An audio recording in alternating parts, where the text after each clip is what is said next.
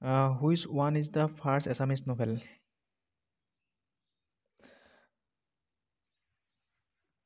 অসমৰ প্ৰথমখন উপন্যাসৰ নাম কি? ভানুমতি। অপশ্যন নম্বৰ চি ইয়াৰ শুদ্ধ এনচাৰ। ভানুমতি হ'ল অসমৰ প্ৰথমখন উপন্যাস। ভানুমতি কেতিয়া লিখিছিল? 1890 চনত পদ্মনাথ গোহাঞিবৰুৱাই লিখিছিল। মই এইখিনি কুৱেশ্যনো এনচাৰটো দি দিছোঁ। Next question, the state anthem অ' মোৰ আপোনাৰ দেশ was first published in the magazine name. অ' মোৰ আপোনাৰ দেশ গীতটো কোনখন আলোচনীত প্ৰকাশ পাইছিল? বাঁহী আলোচনীত। ইয়াৰ শুদ্ধ এনচাৰ অপশ্যন নম্বৰ এ ইয়াৰ শুদ্ধ answer. Next question, the first Assamese magazine Arunodoi was published in the year. অসমৰ প্ৰথমখন মেগাজিন অৰুণোদয় কেতিয়া প্ৰকাশ হৈছিল? 1846 চনত। এনেকৈ সুধিব পাৰে অৰুণোদয় কাকতৰ প্ৰথম সম্পাদক কোন আছিল? নাথান ব্ৰাউন আছিলে। Who is the first barrister of Assam? অসমৰ প্ৰথমজন বেৰিষ্টাৰ কোন? Anandaram Barua. Which one is the largest district in Assam by area wise? অসমৰ ভিতৰত আটাইতকৈ ডাঙৰ ডিষ্ট্ৰিক্ট কোনখন? Karbi Anglong district. In which district Garampani wildlife sanctuary is located? অসমৰ কোনখন জিলাত গৰম পানী অভয়াৰণ্য আছে? Karbi Anglong district. Next question, the first Assamese to compile a dictionary name Hemkosh is. Hemkosh অভিধানখন কোনে লিখিছিল? অপশ্যন নম্বৰ হেমচন্দ্ৰ বৰুৱাই হেমকোষ ৰচনা কৰিছিল। Next question, who is the first Assamese to receive Jnanpith award? Jnanpith বঁটাপ্ৰাপ্ত প্ৰথম অসমীয়া কোন? বীৰেন্দ্ৰ কুমাৰ ভট্টাচাৰ্যই জ্ঞানপীঠ এৱাৰ্ড পাইছিলে। কিমান চনত পাইছিলে? 1969 চনত তেওঁ জ্ঞানপীঠ এৱাৰ্ড পাইছিলে। Total number of district in Assam. অসমত কিমানখন ডিষ্ট্ৰিক্ট আছে? বৰ্তমান আছে অসমত 35খন ডিষ্ট্ৰিক্ট আছে। Hiuen Tsang visited Assam during the reign of. Hiuen Tsang কাৰ দিনত অসমত ভ্ৰমণ কৰিছিল? ভাস্কৰ বৰ্মনৰ দিনত। কিমান চনত? 640 খ্ৰীষ্টাব্দত। 640 AD।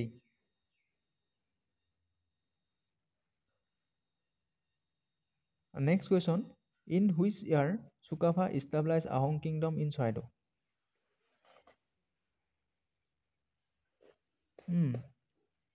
চৰাইদেউত চুকাফাই কিমান চনত তেওঁৰ ৰাজধানী স্থাপন কৰিছিল? 1253 চনত। Next question, the war of Saraighat was fought between Ahom and Mughal in the year. শৰাইঘাটৰ ৰণ আহোম আৰু মোগলৰ মাজত কিমান চনত যুদ্ধ হৈছিল? 1671 খ্ৰীষ্টাব্দত। Next question, in ancient times Assam is also' known by the name of. পুৰণি কালত অসমক কি নামেৰে জনা গৈছিল? Pragjyotishpur. In which hill top the Kamakhya temple is located. Kamakhya মন্দিৰ কোনখন পাহাৰত আছে? নীলাচল হিল, নীলাচল পাহাৰত আছে। Next question, in which year the capital of Assam shifted from Shillong to Dispur. অসমৰ ৰাজধানী শ্বিলঙৰ পৰা দিছপুৰলৈ কেতিয়া আনিছিল? 1973 চনত, 1973 ইয়াৰত। Next question, the Assam Sahitya Sabha was first found in the year. Assam Sahitya Sabha কিমান চনত স্থাপন হৈছিল? 1917 চনত। Mahatma Gandhi first visited Assam in the year. Mahatma Gandhi কিমান চনত ভিজিট কৰিছিলে? 1921 চনত। The first book to win Sahitya academy award. Sahitya academy বঁটাপ্ৰাপ্ত প্ৰথমখন গ্ৰন্থ কি? বনফুল। বনফুল কোনে ৰচনা কৰিছিল? Jatindranath Duwara. The first Assamese film Joymati was release in the year. Joymoti কিমান চনত মুক্তি লাভ কৰিছিল? 1935 চনত। অপশ্যন নম্বৰ বি ইয়াৰ শুদ্ধ এনচাৰ। কুৱেশ্যন নম্বৰ 28, দ্য অভিৰুচি sports day is celebrated on. অভিৰুচি ক্ৰীড়া দিৱস কিমান তাৰিখে পালন কৰা হয়?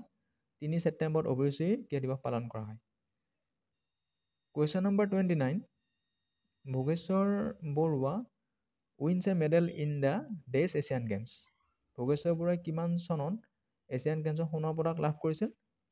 1966। 1966 চনৰ যি এছিয়ান গেমছ আছে তাত তেওঁ সোণৰ পদক লাভ কৰিছিল।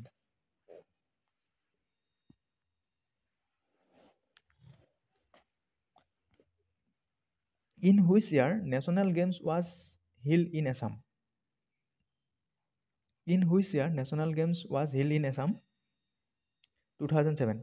অসমত কিমান চনত ৰাষ্ট্ৰীয় ক্ৰীড়া অনুষ্ঠিত হৈছিল? 2007 চনত।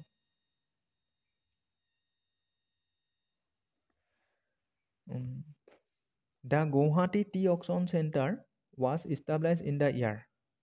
গুৱাহাটী চাহ নিলাম কেন্দ্ৰ কেতিয়া স্থাপন হৈছিল? 1970 চনত। অপশ্যন নম্বৰ এ ইয়াৰ শুদ্ধ এনচাৰ, স্থাপন হৈছিল। Next question, which town is also' known as the Manchester of Assam? অসমৰ কোনখন ঠাইক মানচেষ্টাৰ অফ আছাম বুলি কোৱা হয়? শুৱালকুছিক। Next question, Bhaskar Barman issued the famous Nidhanpur copper plate grant after the petrol. ইয়াৰ এনচাৰ হ'ব option number B Karna Suvarna. The Brahmaputra cracker and polymer limited industry is located at. Brahmaputra cracker আৰু পলিমাৰ লিমিটেড ইণ্ডাষ্ট্ৰী ক'ত আছে? লেপেটকটাত আছে। Next question, which city of Assam has the largest dry fish market of Asia? এছিয়াৰ সৰ্ববৃহৎ শুকান মাছৰ বজাৰ অসমৰ কোনখন ঠাইত পোৱা যায়? ইয়াৰ শুদ্ধ এনচাৰ হ'ব জাগিৰোডত। জাগিৰোড কোন ডিষ্ট্ৰিক্টত আছে? মৰিগাঁৱত আছে। আৰু এটা কুৱেশ্যন হ'ব পাৰে,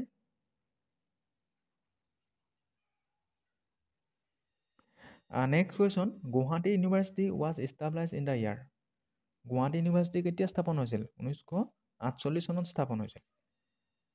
হু was the first vice chancellor of Guwahati university? Guwahati ইউনিভাৰ্চিটিৰ প্ৰথমজন উপাচাৰ্য কোন?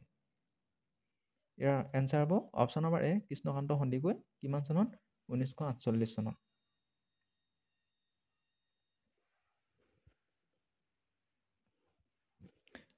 Next question, total number parliamentary constituency in Assam.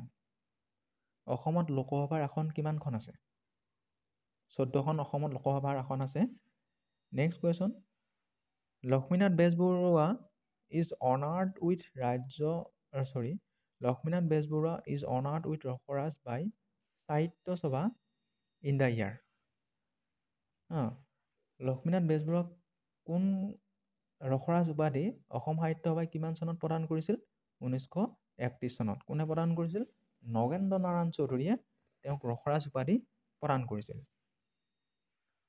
Next question, Namghosha was written by. Namghosha কোনে লিখিছিল? মাধৱদেৱ।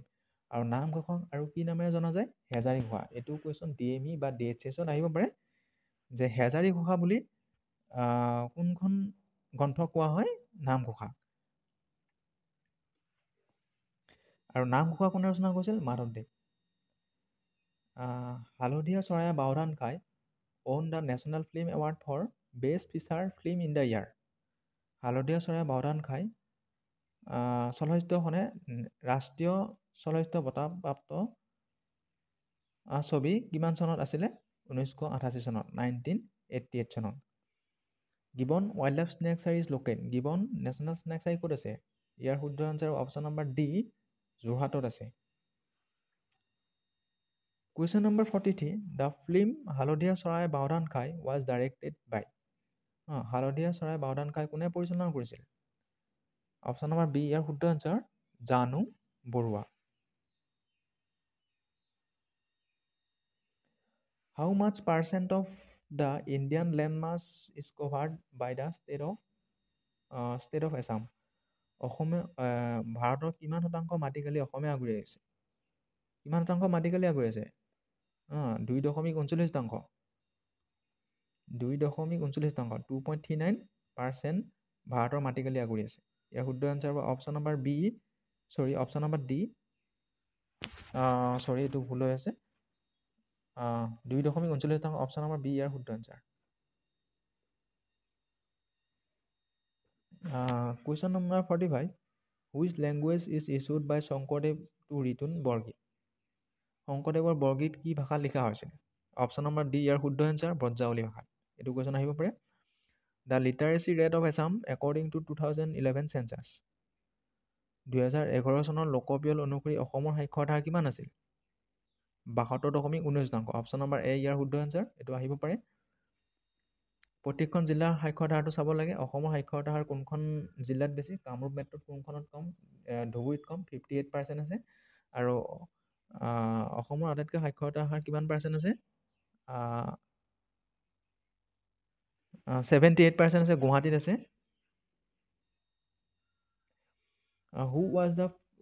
who was the president of the Swaraj Party in Assam during freedom movement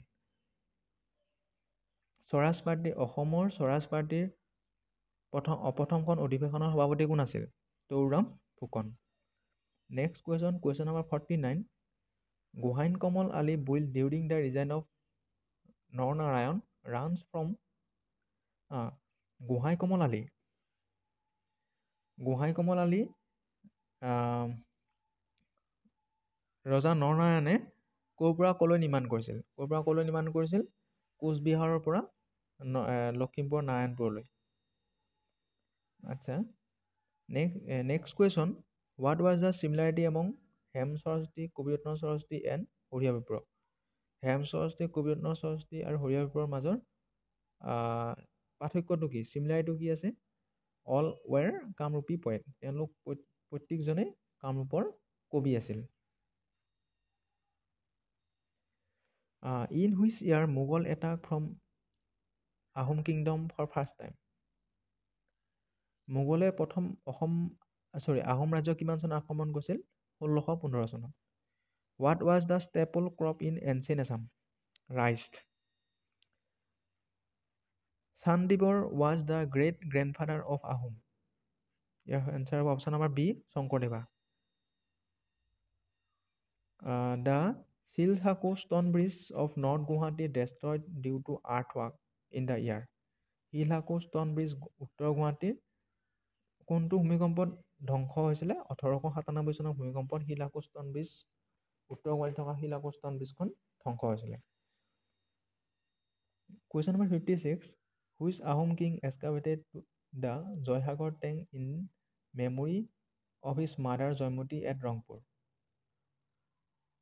Joysagar পুখুৰী কোনজন ৰজাই মাতৃ জয়মতীৰ স্মৃতিৰ ৰক্ষাৰ্থে নিৰ্মাণ কৰিছিল ৰজা ৰুদ্ৰসিংহই which of the flowing is the great work of শংকৰদেৱৰ তেওঁৰ সৃষ্টিৰাজিৰ মহত্ব কি Kirtan Ghosha next question the Ahom kingdom was established in the year Ahom সাম্ৰাজ্য প্ৰতিষ্ঠা হৈছিলে 1228 চনত option number B question number 60 the Sivadol was constructed during the reign of Sivadol কোনে নিৰ্মাণ কৰিছিল শিৱসিংহই the Assam public service commission regulation was promulgated in exercise of the powers কিমান চনত অপশ্যন নম্বৰ চি 1951 চনত the first stadium of Assam was build অসমৰ প্ৰথমখন stadium ক'ত আছিলে যোৰহাটত শদিয়া হোৱা গোহাইন কি আছিল নভেল কামাণ্ডাৰ আছিল next question Prachya Sasanavali was edited by কোনে অপশ্যন নম্বৰ ইয়াৰ শুদ্ধ answer Maheswar Neog next question during freedom struggle the Mrityu Bahini was form মৃত্যু বাহিনী কোনে গঠন কৰিছিল স্বাধীনতাৰ সময়ত স্বাধীনতাৰ ষ্ট্ৰাগলৰ কাৰণে মৃত্যু বাহিনী কোনে গঠন কৰিছিল Pushpalata Das Rangghar was constructed during the reign of Pramatta Singha এইটো দুটা ভাগত কুৱেশ্যনটো হ'ব পাৰে যে কাঠ আৰু বাঁহেৰে নিৰ্মাণ কৰিছিল ৰুদ্ৰসিংহই আৰু প্ৰকৃত ৰংঘৰ নিৰ্মাণ কৰিছিল যিটো বৰ্তমান আছে সেইটো প্ৰমত্ত সিংহই নিৰ্মাণ কৰিছিল next question when was Assam Provincial Congress Committee from Asom provincial Congress committee কিমান চনত গঠন হৈছিল 1921 চনত next question author of Asomiya Sahitya Buranji কোনে লিখিছিল Debendranath Bezbaruah the first region was separated from Bengal presidency as north east frontier in the year. North east frontier বাহিনী কেতিয়া গঠন হৈছিল? 1874 চনত। The illustration work of medieval Assamese text Hasti Bidyarnava was done by. হস্তি বিদ্যানব পুথিখন কোনে লিখিছিল? সুকুমাৰ বৰকাইত।